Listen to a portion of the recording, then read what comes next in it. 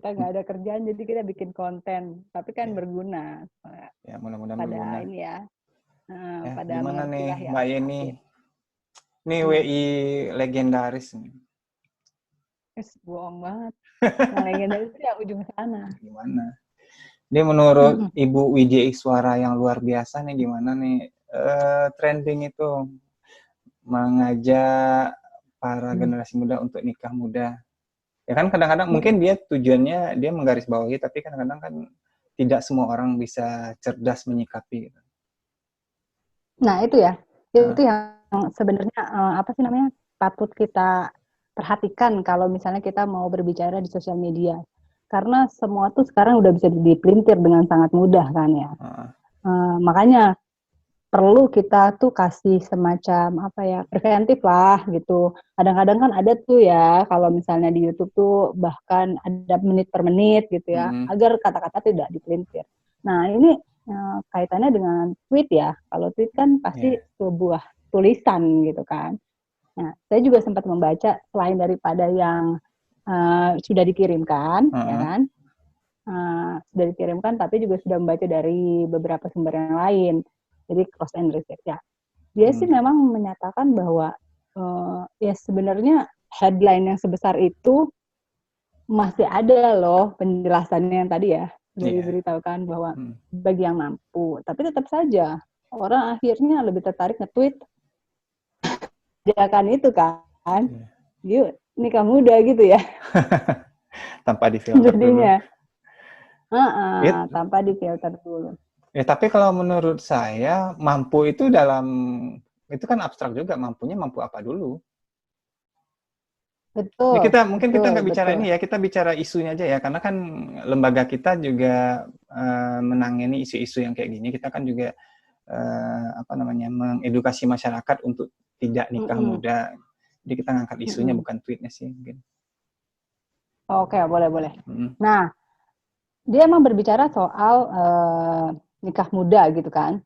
Ya yang dipelintir seperti itu. Nah, sekarang kita akan membicarakan mampu seperti apa ya. Saya nanya dulu deh, Bang Rem, Anda itu sudah menikah berapa lama? Saya menikah sudah 9 tahun. Oh, hampir sama ya, hampir sama. Ya sama kan kita dulu hampir barengan juga kan. Iya, betul. Nah, jadi kalau dipikir-pikir kan mampu itu kan sekarang bisa dibilang orang bisa dengan mudah menikah karena cinta saja. Gitu kan, kayak aduh sudah suka banget gitu ya. Tapi kadang-kadang tidak tahu tuh bahwa sebenarnya banyak dampak-dampak yang lain yang ditimbulkan kalau kita sudah memutuskan untuk menikah. Gitu kan. Apakah kita sudah siap selain daripada biologis, sudah siap secara finansial, sudah siap membiayai gitu loh sampai mau memisahkan kita kan ya. Kalau misalnya yang cowok dan sekarang pun cewek pun punya porsi ya dalam hal itu gitu kan. Karena kan susah sekarang perekonomian. Sendiri saja kayaknya susah gitu kan. Jadi sekarang sudah hampir permasalahan itu bisa harus dihandle gitu oleh dua pihak kan. Bilangnya kesetaraan gender seperti itu kan. Nah, selain daripada itu juga kan menikah itu tidak hanya dua individu saja. Ada dua keluarga yang disatukan gitu ya. Iya kan? Nah, itu pun bisa menjadi masalah baru gitu. Nah, misalnya setelah menikah berdua saja, ya itu kan kita bisa transisi tuh. Tapi kalau kemudian ada individu baru lahir ke dunia, waduh, itu PR lagi. Iya. Nah, ini mungkin saya balikan ke konteks itu ya. Dia tujuan dia daripada banyak perzinahan, mending nikah gimana? Kadang-kadang kan remaja nangkapnya itu tuh. Nangkapnya isu itu. Daripada berzina, ya mending menikah. Daripada berzina, mending menikah. Ya, berarti itulah pentingnya kita tuh masuk, program kita tuh masuk. Sebenarnya kalau yang saya pikir seperti itu ya, bahwa nanti menikah itu bukan hanya soal seksnya aja loh. gitu kan. Yeah. Kalau kita mikirnya seks kan berarti jadi zina, akhirnya gitu. Masa sepanjang kamu menikah kamu akan lakukan itu aja? Di luar daripada itu aja kan banyak. Iya. Ya enggak? Gitu loh. Jadi kalau kamu cuma daripada zina saya mendingan nikah aja. Terus sepanjang kamu menikah melakukan itu saja kan tidak gitu. Kamu kan harus membiayai, kamu harus ngurusin, kamu harus ya banyaklah elemen-elemen itu yang ada di dalam suatu rumah tangga gitu. Ada aspek lain yang harus difikirkan berarti gitu ya. Betul. Kalau menurut saya sih seperti itu. Nah, ini saya pernah dapat pertanyaan dari ini nih, dari remaja. Itu kan gejolaknya remaja itu kan tinggi tuh, maksudnya istilahnya hormonnya lagi tinggi-tingginya. Ya, kalau mereka dibatasi seperti itu, kira-kira pelariannya seperti apa gitu? Mereka harusnya seperti apa? Ya, itulah jatuhnya kan komunikasi. Komunikasi. Sebenarnya kan anak remaja ini jadi mereka tuh ada suatu kebingungan ya. Bukan anak, ya kan bukan anak yang kecil lagi, tetapi juga mereka belum full grown gitu loh, belum benar-benar dewasa kan. Mereka masih dalam masa transisi, jadi bukan dewasa, bukan juga anak-anak, jadi di antaranya. Tetapi mereka ingin dianggap atau diakui. Ya, jadi makanya seringkali masa rebellion gitu, masa mereka tuh pengen membuktikan bahwa saya eksis, dan kalau dikatakan tidak, seringkali tidak itu dijalankan kan. Karena entah kenapa kayaknya pembenaran bahwa saya bisa melakukan ini, saya mampu melakukan ini, saya bisa bertanggung jawab atas hal ini. Sehingga itulah intervensi dari komunikasi yang baik itu dengan orang tuanya maupun dengan teman-teman yang bisa memberikan dampak positif gitu loh. Yang positif untuk anak tersebut. Berarti komunikasi. Terus, ya komunikasi. Jadi jangan cuman kamu nggak boleh gitu. Anak sekarang mana bisa sih dibilang nggak boleh aja. Kan lebih. Jadi kalau dulu ini agak panjang nggak apa-apa ya? Ya nggak apa-apa. Ya bahkan jangankan nggak boleh, dibilang haram aja belum tentu ini. Itu haram ya nggak mempan gitu. Nah, betul. Karena gini, kalau dulu ya masanya saya, ketahuan ya usianya berapa. Jadi kayaknya tuh anggap aja masih 17 lebih dikit. 17 ya, 17 plus ya, udah kayak ini ya, restricted age gitu. jadi kalau dulu mendengar orang tua itu satu-satunya sumber gitu, selain guru gitu ya, orang yang kita tuakan. Karena ya informasi yang sekiranya kita dapatkan paling berpengalaman dan lain sebagainya itu adalah orang tua. Tetapi sekarang itu ada internet, ada Mbah Google di situ ya, mbah-mbahnya orang-orang lah ya, tanpa dikenal itu menjadi sumber informasi. Sehingga saat orang tua memberikan suatu bentuk atau orang dewasa gitu yang memberikan suatu bentuk kata-kata yang kamu harus seperti ini gitu. Tapi kalau tidak ada rasionalitasnya, mereka tidak akan mau karena mereka merasa saya lebih tahu, saya bisa cari tahu sendiri dan saya bisa cari pembenaran saya sendiri. Seperti itu kan, dari Mbah Google dan dari yang lainnya, dari banyak hal. Oleh sebab itu, kalau menurut saya tidak boleh menunjuk sih untuk bisa dekat dari jadi seperti remaja. Apa?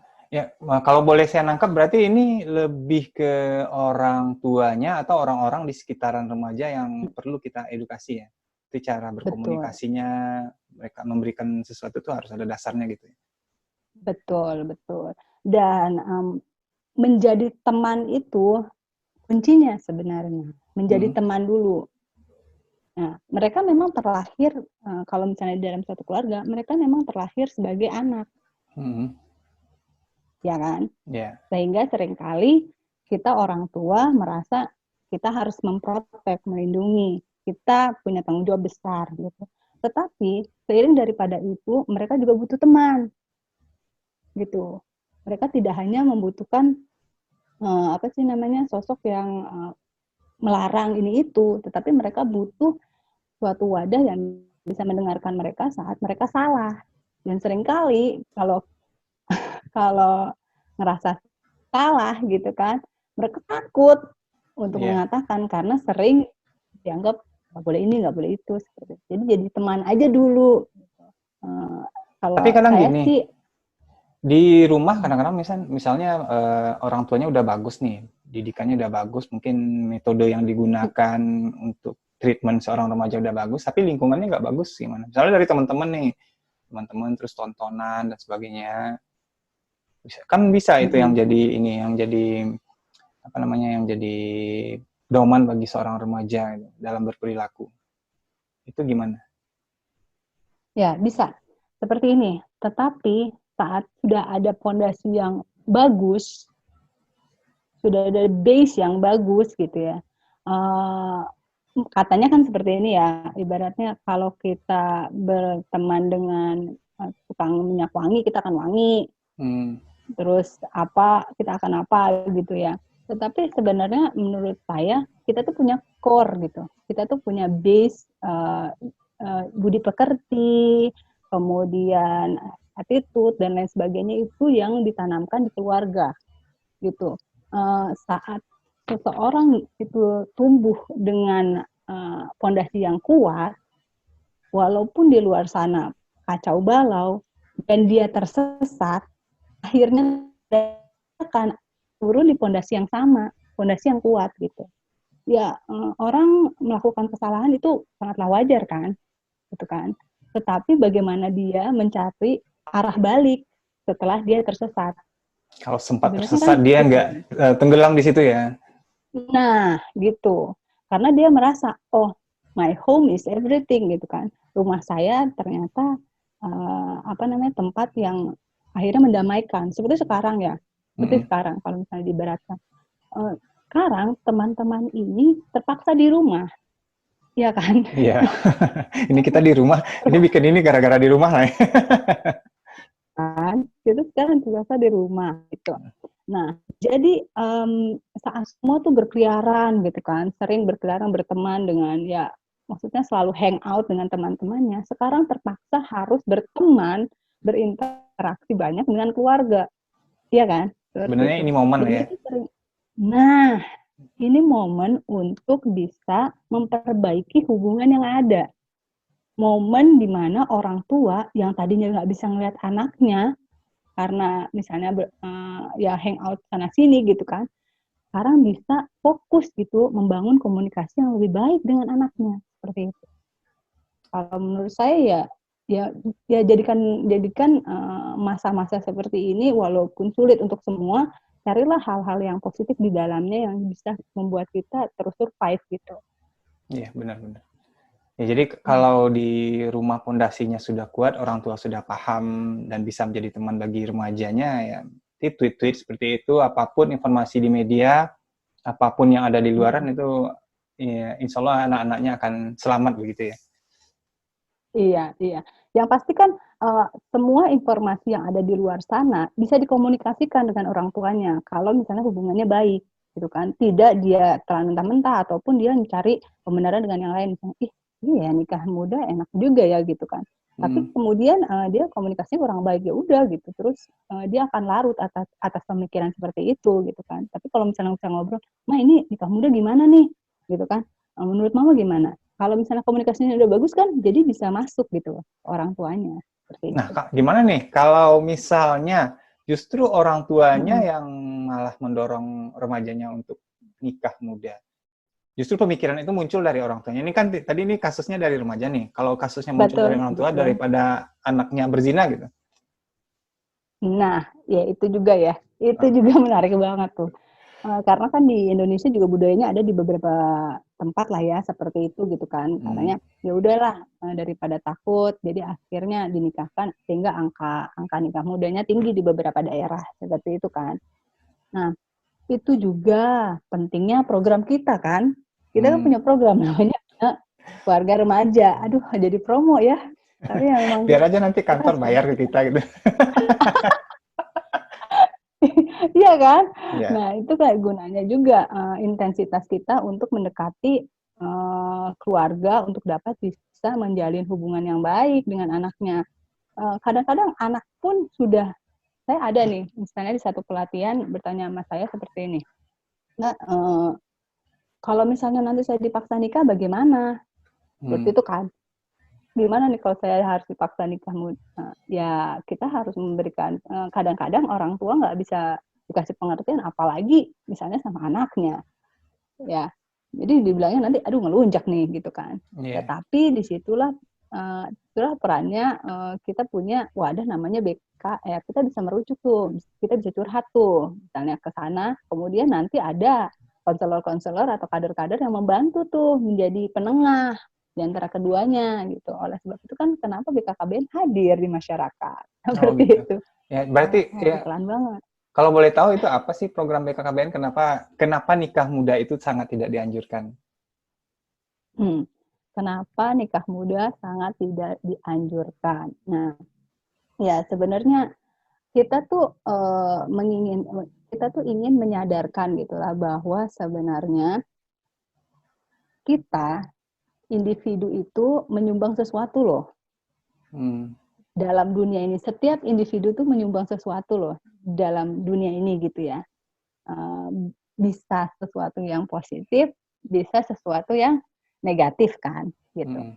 Nah, kalau kita nanti misalnya ya dengan mudahnya bilang ya udah saya mau nikah muda saja gitu, tanpa memikirkan konsekuensi dari keputusan kita sendiri, itu akan berdampak ternyata meluas sampai ke negara. Kok bisa seperti itu? Kayaknya kok ribet banget gitu ya. Padahal nikah diri gue juga gitu yang nikah.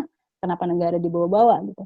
Nah, itu karena pertama kita menyumbang individu itu di dalam penduduk suatu negara.